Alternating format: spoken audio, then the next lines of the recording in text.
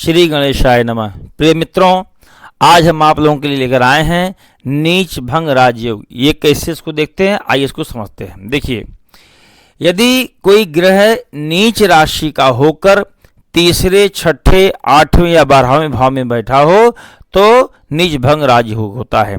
जैसे देखिए, इसमें क्या है, शुक्र जो है 6 नंबर में नीच का हो गया, ठीक है। चंद्रमा 8 नंबर में नीच का हो गया, ठीक है। तो कोई भी 3, 6, 8 और 12, अगर इन चारों ग्रहों में घरों में कोई नीच का अगर बैठा है ग्रह तो नीच भंग राजयोग होगा।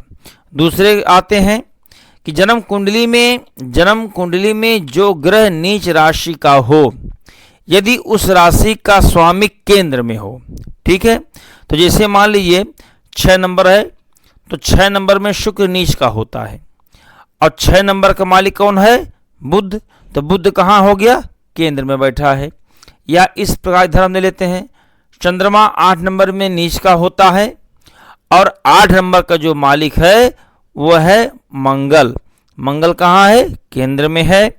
या उसी प्रकार से यहाँ पर हम आते हैं 12 नंबर में बुध जो है वो नीच का होता है और 12 नंबर का मालिक जो है वो है गुरु।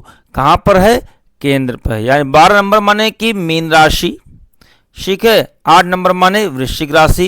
इसको विशेष ध्यान दीजिएगा, हम राशि ना बता के सीधे हम नंबरिंग को कर रहे हैं, ठीक है, तो ध्यान रखिएगा। उसके बाद देखिए यहाँ पर क्या है कि जन्म कुंडली में जो ग्रह नीच राशि का हो, यदि उस राशि का स्वामी जहां वह नीच ग्रह उच्च का होता है और केंद्र में हो तो नीच भंग राजयोग हो जाएगा, ठीक है। तो ये आप देखिए, जैसे मान लीजिए 7 नंबर है, ठीक है। 7 नंबर में सूर्य जो है वो नीच का होता है और 7 नंबर का जो मालिक होता है वो शुक्र है और शुक्र कहाँ बैठा है, केंद्र में बैठा है। ध्यान रखिएगा, 7 नंबर में सूर्य नीच का हो गया, लेकिन यही जो 7 नंबर का मालिक कौन है, शुक्र कहाँ हो गया, केंद्र में, तो भी नीच भंग राजयोग हो गया, ठीक है। इसके बाद आते हैं कि जन्म कुंडली में जो ग्रह नीच राशि का हो, उस राशि का स्वामी उस राशि को देखता हो। अब दृष्टि डाल दीजिए, ठीक है। अब यहाँ देख लीजिए क्या देख रहा है। जैसे मान लीजिए यहाँ पर चंद्रमा है, ठीक है। चंद्रमा यहाँ पर क्या है, 8 नंबर में नीच का हो गया और 8 नंबर का मालिक कौन होता है, मंगल। अब मंगल मान लीजिए यहाँ बैठा है तो मंगल की 3 दृष्टियाँ होती हैं, 4, 7, 8। तो अब यहाँ मंगल बैठ गया, मान लीजिए तो 1, 2, 3, 4, 5, 6, 7, 8, यानी कि मंगल यहाँ पर अपने घर को देख रहा है और चंद्रमा इसमें 8 नंबर में नीच का है, तो यहाँ पर नीच भंग राजयोग हो गया। या मंगल की 7वीं दृष्टि 1, 2, 3, 4, 5, 6, 7, तो भी नीच भंग राजयोग हो गया। या मंगल की 4थी दृष्टि, मंगल यहाँ बैठा है तो 1, 2, 3, 4, तो भी नीच भंग राजयोग हो गया, ठीक है। अब इधर आते हैं, या तो साथ में बैठा हो, ये यदि साथ में बैठा हो, जैसे मान लीजिए 10 नंबर में है तो 10 नंबर में गुरु क्या है, ये नीच का हो गया, ठीक है। लेकिन 10 नंबर का जो मालिक है वो शनि है, शनि कहाँ साथ में बैठा है तो नीच भंग राजयोग हो गया। या यहाँ पर मान लीजिए हम आते हैं, ठीक है, यहाँ पर जो है शनि 1 नंबर, यानी कि मेष राशि में शनि जो है वो नीच का हो जाता है और 1 नंबर का जो मालिक वो है मंगल, अब साथ में बैठ गया ना, यहाँ भी नीच भंग राजयोग हो गया। या आप यहाँ पा जाइए, यहाँ पर लिखा 7 नंबर, 7 नंबर में सूर्य जो है नीच का हो जाता है, ठीक है। और 7 नंबर का जो मालिक है वह है शुक्र, यहाँ पर सूर्य और शुक्र एक साथ बैठे हैं तो यहाँ पर भी नीच भंग राजयोग हो गया। एक अन्य कुंडली हम आते हैं, देखिए एक कुंडली है हमारे पहचान वाले की। अब इसमें देखिए क्या है कि बुध यहाँ पर बैठा है, इसमें मीन राशि में बैठा है, तो यहाँ पर ये अष्टम भाव में बैठा है और नीच का हो गया।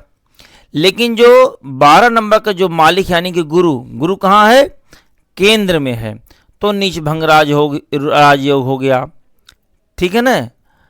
ये देख लीजिए प्रिय मित्रों, ऐसा व्यक्ति धनी उच्च पदस्थ अधिकारी अथवा राजा के समतुल्य ऐश्वर्यवान, सभी सुख सुविधाओं से युक्त, पद प्रतिष्ठा वाला होता है, सर्वगुण संपन्न होता है। कहने का मतलब जिसके कुंडली में नीच भंग राजयोग होता है, ऐसा व्यक्ति बहुत अच्छे पद पर रहता है और पद प्रतिष्ठा उसके पास रहती है, धन संपदा उसके पास रहती है।